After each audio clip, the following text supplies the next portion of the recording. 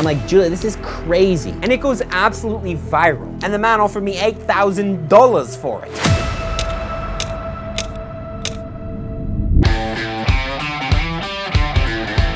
Yo, the name's Danny Lop. I'm level 30 and I'm on Team Mystic. Yo, Team Mystic for life.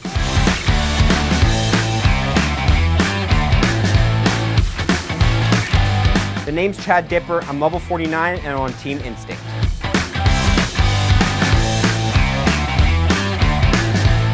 Oi, the name's Taz. I'm level 43 and I'm on Team Valor. Today I'm in the shop here to share An unforgettable story. about getting one of the rarest Pokemon that we've ever seen. This story is about an exclusive, traded, lucky Deoxys.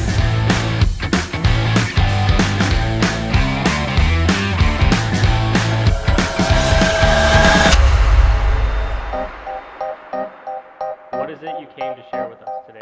Let me just start by saying I did not expect what was gonna happen that day when I woke up.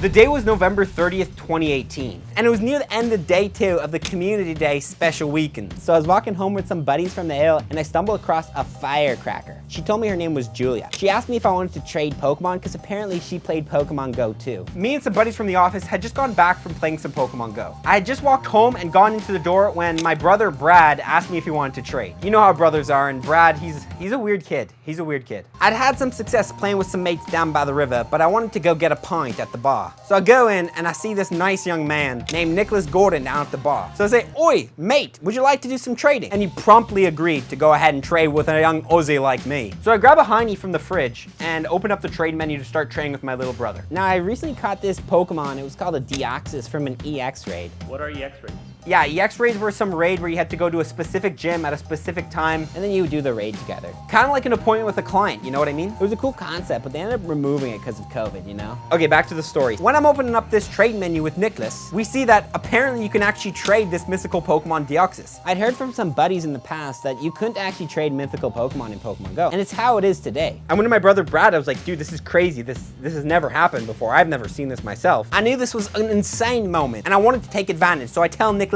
let's go ahead and trade mythicals. So we go ahead and trade very simply, and bang! It goes lucky out of nowhere. Now, lucky Pokemon are super rare in Pokemon Go. It's like a 5% chance of getting a lucky. Which if a Pokemon goes lucky, it gets a cool little aura around it, and it's less Stardust to power up. Remember, lucky Pokemon are only available through trades. Very important for the story. I tell Brad, I'm like, Brad, this is actually a crazy moment. Me and Nicholas, we were shocked. Our minds were shredded. This could be one of the rarest Pokemon there are in the world. A couple days later, I'm showing a buddy of mine this Pokemon. He asked me if he can go ahead and share a picture of the Pokemon on Reddit, because he's never seen it before. I say, why not, mate? A couple hours after he posts the photo, it goes viral. There were thousands of comments on it. The first time Danny Lop has ever gone viral on the internet. I go ahead and I decide to scroll through the comments, and apparently Niantic accidentally turned off locking mythicals from trades for a short period of 30 minutes. And me and Nicholas, you know, we took advantage of the moment. Your boy Danny Lop was one of the only 3 people in the world who took advantage of this opportunity. I like to be part of an exclusive group all the time. Now the story doesn't end there. I know you thought it did. A couple years later, I am scrolling through my Twitter feed and I get a private message. I go ahead and open up the private message and someone's Asking if he can buy my Pokemon Go account. and the man offered me $8,000 for it. That's a lot of park passes for my buddies. $8,000 is not a lot in the finance world, but just for selling a Pokemon Go account, like crazy. I'm just a man from Australia, and I'm about to make 8,000 G's. I had gotten in contact with the other 2 owners of the Lucky Deoxys. They said they got the same message. Apparently this man named Jimmy Rickett was going around trying to buy all the rarest Pokemon there were around. He's just a regular rich guy who enjoyed Pokemon Go. And he was a rare Pokemon Go collector in the Pokemon Go community. Honestly, for me though, it was kind of hard to let go of this Pokemon because it was pretty rare and it had a great moment attached to it. $8,000? Like, that's a lot of money, man. So I go down to the office and I start talking with some of my buddies there that play Pokemon Go, what I should do. After discussing it for a couple weeks, I got a message from my friend Julia. He had done some research. Apparently this man, Jimmy Rickett, is a well-known rich man who buys some of the rarest Pokemon in the world and is the true owner of some insanely rare Pokemon. Julia was showing me screenshots of some of these Pokemon and I was almost going into shock. He owns some pretty rare things like GoFest 2020 Obstacle Lagoon, and misreleased Shiny Abra that apparently you guys actually interviewed some boys last week on. But nothing too bonkers. She kept scrolling through the pictures of all the rare Pokemon he owned, but then I went ahead and I scrolled up to one specific Pokemon. Couldn't believe my eyes. I actually thought this Pokemon was a myth. I took off the aviators to take a look, and I normally don't take these off, but there was in the flesh. He was actually the one true owner of.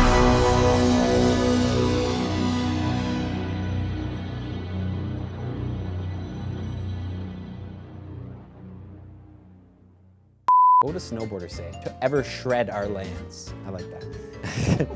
Taze Haze. The name's Taz Haze. What's his actual name? Taze Waze. So I just grabbed a Heine from the fridge. And I'd just gotten back from a hard day of shredding down at the Whistler. Hello. So I said, yeah, girl.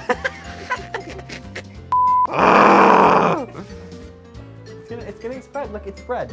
It's gone. It's gone. It's gone. It's gone. Sure, dude. Sure, Julia. So I woke up that morning.